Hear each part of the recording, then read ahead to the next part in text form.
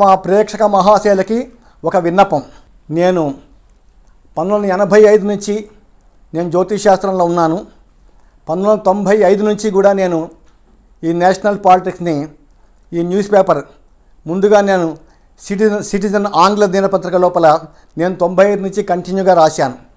2014 దాకా రాశాను. నేను 2014 తర్వాత యూట్యూబ్లో వచ్చినాయి కాబట్టి నా వీడియోలు అన్నీ కూడా యూట్యూబ్లో ఉన్నాయి. నా 25 సంవత్సరాల్లో నా దురదృష్టం కేవలం రెండు నా ప్రొడక్షన్స్ ఫెయిల్ అయినాయి. ఒకటి వరల్డ్ కప్ ఫెయిల్ అయింది, అట్లాగే కేసీఆర్ గారు ఖచ్చితంగా ముఖ్యమంత్రి అవుతారని చెప్పాను. నా రెండు ఫెయిల్ అయినాయి. నన్ను ప్రేక్షకులు మనస్ఫూర్తిగా క్షమించాలి. కారణం అంటే నేను చెప్పుకోలేను. నా కుటుంబంలో చాలా భయంకరమైనటువంటి ఒక విషాదం జరిగింది. అప్పుడు నేను ఆ సమయంలో నేను మానసిక వ్యధలో ఉన్నాను. అలాగే ఆ సమయంలో నాకు ఈ వరల్డ్ కప్ యొక్క మన భారతదేశం యొక్క జాతకం దొరికింది తప్ప తర్వాత రోహిత్ శర్మ నాకు ఎవరిది కూడా పర్సనల్ జాతకాలు దొరకలేదు. అప్పుడు యూట్యూబ్ వాడు ఇమీడియట్లీ కావాలంటే నేను కేవలం మన దేశ జాతకం బట్టి చూసి చెప్పాను. కాబట్టి చాలామందికి నిరాశ కలిగి నన్ను మనస్ఫూర్తిగా క్షమించాలి. అట్లాగే నా 25 సంవత్సరాల్లోనే అచీవ్ చేసినవి కూడా మీకు చెప్తున్నాను. ప్రపంచ ప్రఖ్యాతిగాంచిన జ్యోతిష శాస్త్రవేత్త డాక్టర్ బివి రామన్ గారు నాకు 1997లో ఆయన నాకు ఉత్తరం రాశారు.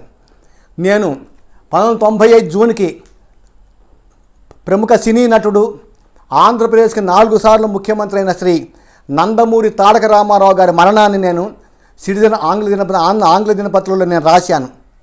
డిసెంబర్ 31, 1995 డిసెంబర్ 31 తర్వాత రామారావు గారి లోకంలో ఉండాలని రాశాను. ఆయన జనవరి 18వ తారీఖు కాలం చేశారు. అప్పుడు నా కట్టింగ్స్ అన్నీ కూడా నేను రామన్ గారికి పంపిస్తే రామన్ గారు నన్ను ఆశీర్వాదం చేస్తూ నాకు ఉత్తరం రాశాడు. ఇది నా జీవితంలో మరువలేనిది. బివి రామన్ అంటే సామాన్యమైన మనిషి కాదు. దాదాపుగా 80 సంవత్సరాల నుంచి వాళ్ళ అస్ట్రాలజికల్ మ్యాగజైన్ వస్తుంది. నేను దాదాపుగా 40 సంవత్సరాల నుంచి కూడా అస్ట్రాలజికల్ మ్యాగజైన్ నేను చదువుతున్నాను, మీకు చూపిస్తున్నాను. అట్లాగే 2014లో చంద్రబాబు నాయుడు గారు రాష్ట్రం విడిపోయిన తర్వాత ఆంధ్రప్రదేశ్కి ఖచ్చితంగా అప్పట్లోనే అందరూ జగన్మోహన్ రెడ్డి గారు ముఖ్యమంత్రి అవుతారన్నది అందరూ నన్ను చాలా ఆక్షేపించిన సమయంలో కూడా నేను తెగించి చంద్రబాబు నాయుడు గారి జాతకాన్ని రాశాను. Chandrababu Naidu will become CM compulsory అని రాశాను. ఇది చూసుకోవచ్చు, ఇదే దానికి సాక్షి. అట్లాగే 2009లో YS Rajasekhar Reddy will become second time chief minister for Andhra Pradesh అని రాశాను. మీరు చూసుకోవచ్చు, దీంట్లో అన్నీ ఉన్నాయి. అట్లాగే కాంగ్రెస్ పార్టీ ఎట్టి పరిస్థితుల్లో కూడా 2014లో అధికారంలోకి రాదని రాశాను. 2014 మరియు 2019లో ఖచ్చితంగా భారతీయ జనతా పార్టీ అధికారంలోకి వస్తుందని చెప్పాను. అలాగే వచ్చింది.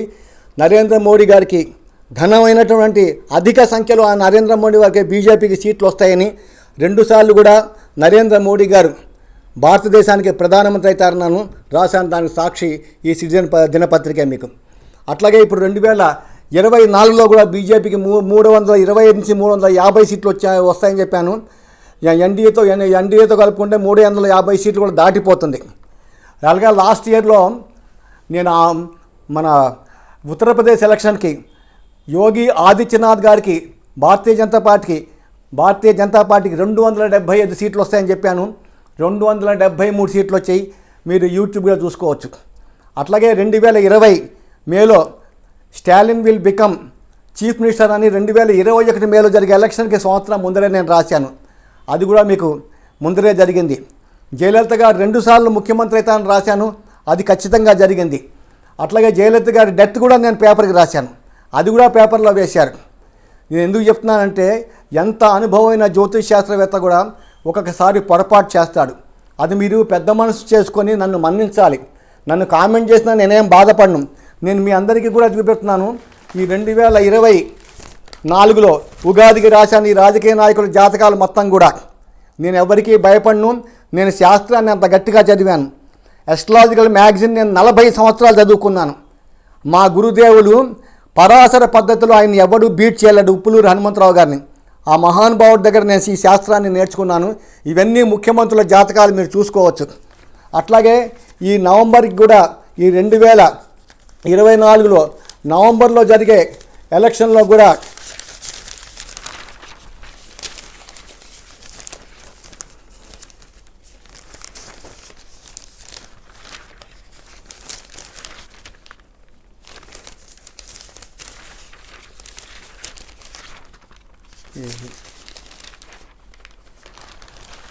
2024 నవంబర్లో జరిగే ఎలక్షన్లు కూడా ట్రంప్ రెండోసారి ఆయన ఖచ్చితంగా యుఎస్ఏకి, అమెరికాకి ఆయన మళ్ళీ రాష్ట్రపతి అవుతాడని, ప్రెసిడెంట్ అవుతాడని రాశాను. మీరందరూ చూసుకోవచ్చు.